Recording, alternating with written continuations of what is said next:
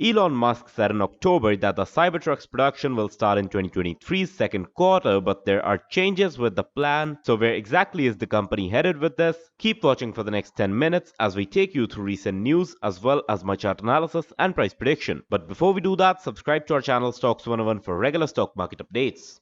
Tesla now plans on starting mass production of the Cybertruck around the last months of 2023 as said by sources. And IDRA Group, the company that makes the Gigapress, has recently hinted on the same in a LinkedIn post.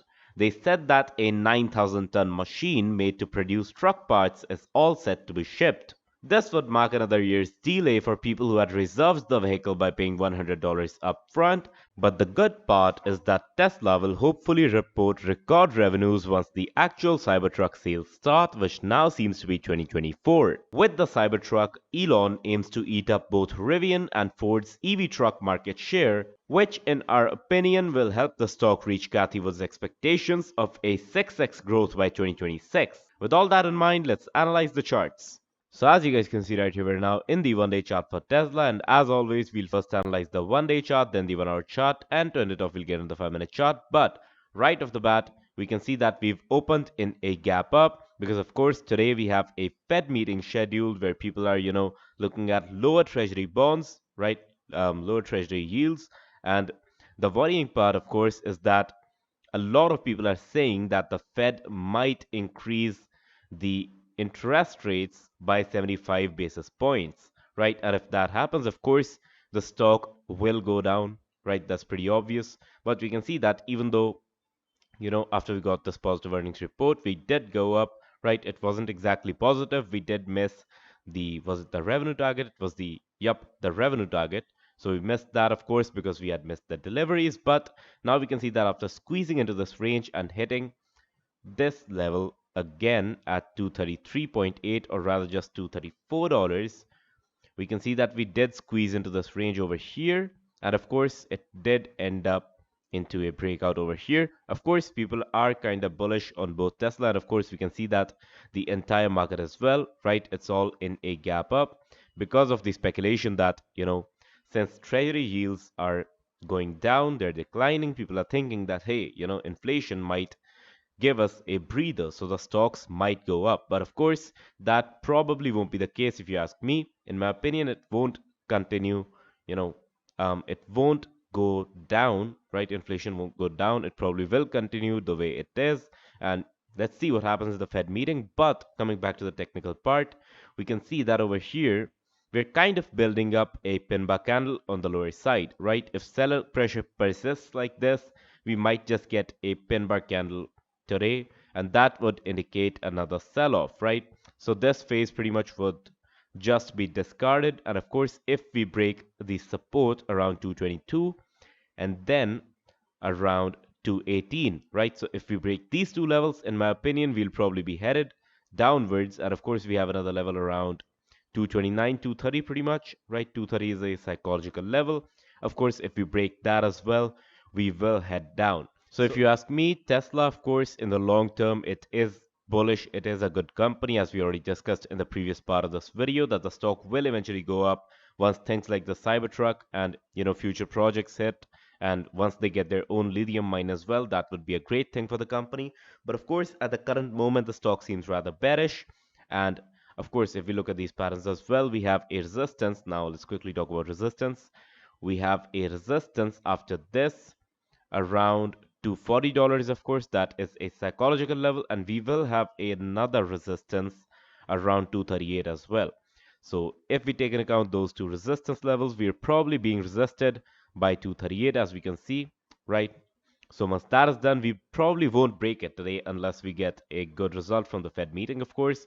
And if we don't, my guess is that we'll probably break the $230 level, right? Once we break that, we'll probably be somewhere into the, around this range between probably around 225, 222, right? So this is the range that I'm predicting in case we get a bad day in terms of, the Fed meeting. Again, as you guys can see, selling pressure is increasing. And even if you look at the options activity, most people are betting on the fact that, well, I guess some news probably broke out. But if you look at, options activity, you will get to know that most people are betting on the fact that the stocks will go down and that inflation is not going anywhere anytime soon. But with that, I don't believe there's much left to analyze in the 1 hour chart. Of course, the long term trend is bearish and it is bearish on the short term as well. If you buy it over here, in my opinion, it will get to a better price, but it's still a good buy in my opinion for the long term. If you're a trader, better to, just go intraday or swing and avoid getting into positional trades. With that, let's quickly move on into the 1 hour chart. So now that we're in the 1 hour chart, we can see a lot more detail about specific support and resistance areas, right? Of course, we can see that this area over here acted as a great support around 224, and this area around 226 acted as a great resistance. So these are, important levels to watch as well. Of course, we have another level around 229 and 230, of course, as we already discussed, right? So 230, right? These are important levels. Of course, we have another level at this range over here around 227.5, right? If we look at the supports, of course, these are supports as well. We do have another level around 222.85 and 222 as well that I already told you. We did make somewhat of a triple bottom, well, a pretty good triple bottom at 218. Now 218 is a known support for Tesla, and below that, of course, we have another support, a major support around 206 that we discuss in every video, right? So a little under $206. If we look at the current price, we are falling down, of course, $232.84. Will we make it to, the $225 range? Let me know in the comments down below, of course.